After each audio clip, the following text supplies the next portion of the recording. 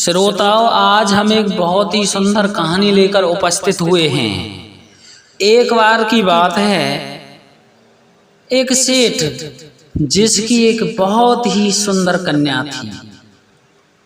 ऐसे मान के चलो जैसे कि आसमान से उतरी हुई परी हो। श्रोताओं, वो कन्या बड़ी हुई। सेठ बहुत कंजूस था। वह चाहता था कि मैं इस कन्या के माध्यम से ही मेरे खजाने को भरूंगा और इसकी शादी भी किसी अच्छे घराने में करूंगा। तो श्रोताओं, वह सेठ क्या करता कि उसने उस कन्या की शादी के लिए शर्तें लगा दी। और शर्त में क्या लगाया कि उसके पास जो उसका घर था वहां पर एक झील थी। उस झील का पानी बिल्कुल ठंडा रहता था। सर्दियों के दिन थे। सेठ कहता, अगर कोई व्यक्ति इस झील के पानी में 3 दिन तक जो ठंडा पानी है, इस ठंडे पानी में रह जाएगा, मैं मेरी लड़की की शादी उसी के साथ कर दूंगा और साथ में 1000 स्वर्ण मुद्राएं भी लानी होंगी। अगर वह उस शर्त को पूरा नहीं कर सका तो 1000 स्वर्ण मुद्राएं उसकी वापस नहीं की जाएंगी। अब तो श्रोताओं, जो कोई उस सेठ की पुत्री को देखता तो सुंदरता के कारण मुग्ध हो जाता और उससे विवाह करने की सोचता। रोजाना के 10-20 युवक आते और 1000 स्वर्ण मुद्राएं लाते और उस झील के पानी में खड़े होते। लेकिन जैसे ही खड़े होते तो वो ठिठुरने लग जाते। मुश्किल से 2 घंटे खड़े होते और फिर शर्त को हार जाते। इस तरीके से उस कंजूस सेठ का खजाना भरने लगा। कंजूस सेठ बहुत ही खुश था। श्रोताओं, एक दिन उस कन्या पर एक किसान के लड़के की नजर पड़ी। वह किसान का लड़का अकेला ही था। उसके माँ बाप मर चुके थे। उसके हिस्से में 20 बीघा जमीन थी। वह उस सेठ के पास आया और बोला, मैं आपकी कन्या से शादी करना चाहता हूँ, लेकिन मेरे पास 1000 स्वर्ण मुद्राएं नहीं हैं। मेरे पास 20 बीघा जमीन है। तो श्रोताओं, सेठ बोला, चलेगा, हम आपकी 20 बीघा जमीन भी गिरवी रख लेंगे। तो श्रोताओं, उस किसान के लड़के की बहुत बड़ी चाह थी। वह झील के पानी में खड़ा हो गया और खड़े होकर के जैसे ही पहला दिन बीता, वह कँपाने लगा। उसका खून जम गया। तो 2 दिन निकल चुके थे। अब तीसरा दिन बाकी था।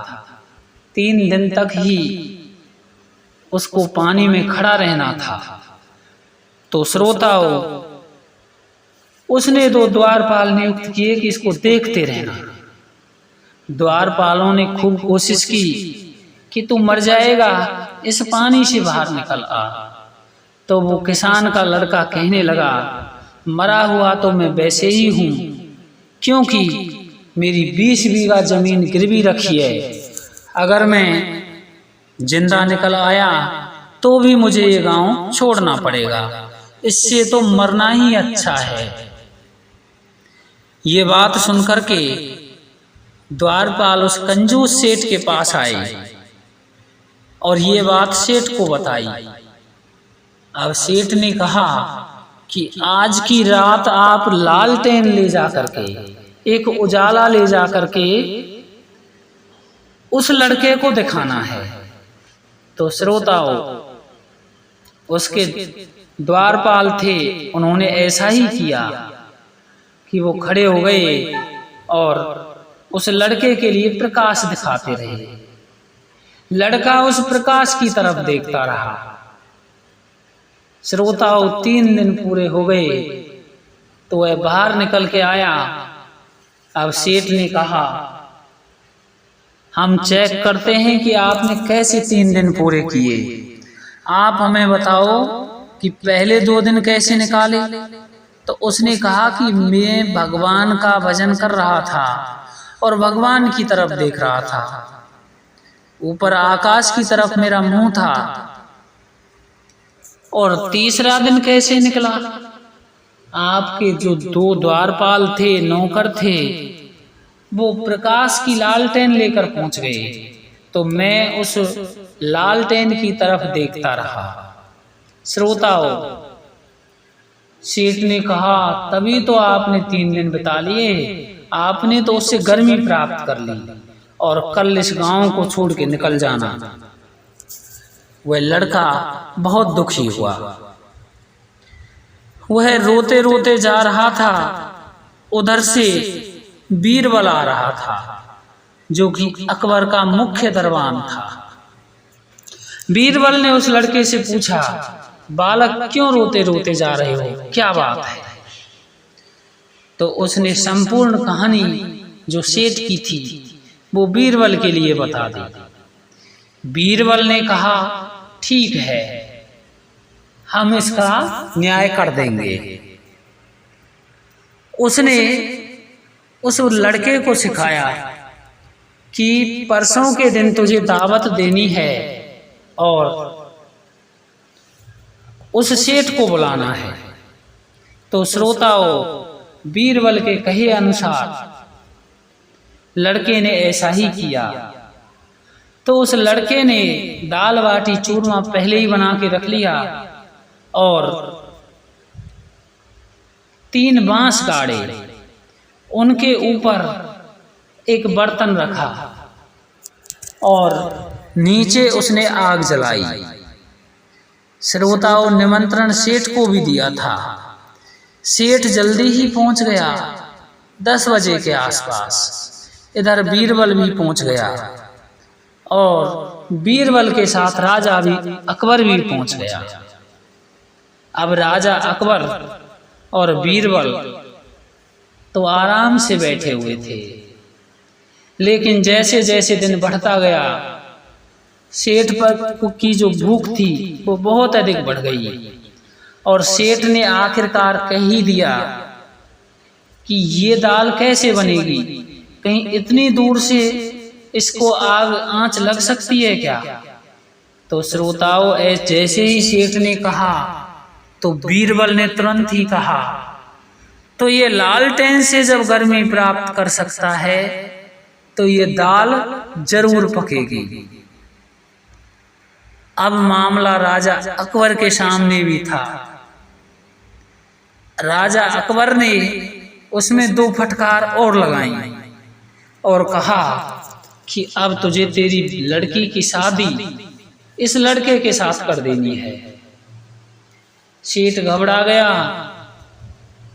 क्योंकि राजा का वचन तो मानना ही होता है। उस लड़के ने सभी के लिए दाल बाटी चूरमा खिलाए, क्योंकि वो तो पहले ही बना के रख रखे थे। और उसके बाद में उस लड़के के साथ सेठ को अपनी लड़की की शादी करनी पड़ी। तो श्रोताओं, इस कहानी से हमें ये शिक्षा मिलती है कि हमें किसी के साथ बुरा नहीं करना चाहिए। अगर हम बुरा करते हैं तो फिर हमें भी बुरा मिलता है और एक दिन सत्य की जीत जरूर होती है। जिस प्रकार से उस किसान के लड़के की सत्य की जीत हुई थी, तो समझ लेना जिंदगी में कभी भी गलत काम मत करो, क्योंकि गलत कर्म का नतीजा गलत ही होता है।